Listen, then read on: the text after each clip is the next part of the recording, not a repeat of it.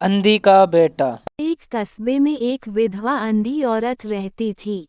उसका एक बेटा था, जिसके पालन पोषण की सारी जिम्मेदारी उसके कंधों पर थी। वो अपने बेटे को पढ़ा लिखा कर एक बहुत बड़ा आदमी बनाना चाहती थी। इसलिए उसने उसका दाखिला कस्बे के सबसे अच्छे स्कूल में किया। वो दिन रात मेहनत करती, ताकि बेटे की स्कूल की फीस दे सके।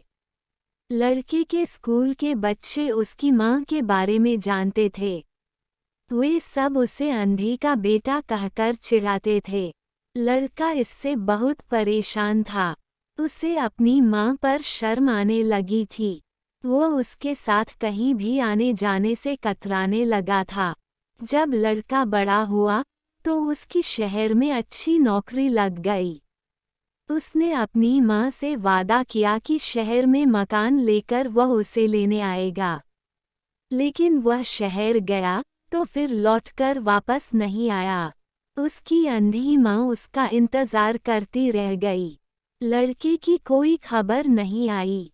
कई महीने बीत गए। अंधी एक दिन उससे नहीं रहा गया और वह बेटे से मिलने शहर पहुंच गई। पूछते पूछते वह बेटे के ऑफिस पहुंची। वहां सिक्योरिटी गार्ड ने उसे रोक दिया। अंधी औरत ने गार्ड को अपने बेटे का नाम बताया और बोली कि उससे जाकर कह दो कि गांव से कोई मिलने आया है। गार्ड ने जाकर उसके बेटे को बताया। बेटे ने ऑफिस की खिड़की से देखा, तो उसे अपनी माँ गेट के बाहर खड़ी नजर आई। वो ऑफिस में सबके सामने अपनी माँ की वजह से शर्मिंदा नहीं होना चाहता था। उसने कहला दिया कि वह ऑफिस में नहीं है। अंधी औरत वहां से चली गई। शाम को वह लड़का ऑफिस से घर जाने के लिए निकला। रास्ते में एक जगह काफी भीड़ जमा थी। वो अपनी गाड़ी रोककर भीड़ के पास पहुंचा और तो बीच सड़क में अपनी माँ को मारा पाया।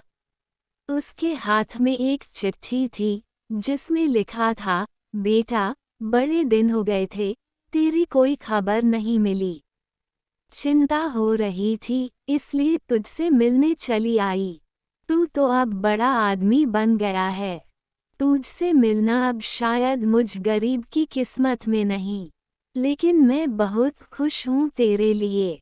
तूने अपना ही नहीं मेरा सपना भी पूरा किया। मलाल है कि तेरी तरक्की देख नहीं सकती। काश बचपन में तेरी आंखों में सरिया न घुसा होता और मुझे तुम्हें अपनी आंखें न देनी पड़ी होती, तो तेरी तरक्की अपनी आंखों से देखकर सुकून से मरती। तेरी अंधी माँ ये पढ़कर लड़का फूट फूट कर रोने लगा। जिस अंधी माँ पर उसे शर्म आती थी, उसने उसके लिए कितना बड़ा बलिदान किया था। वो आत्मग्लानि से भर उठा और जिंदगी भर खुद को माफ नहीं कर पाया।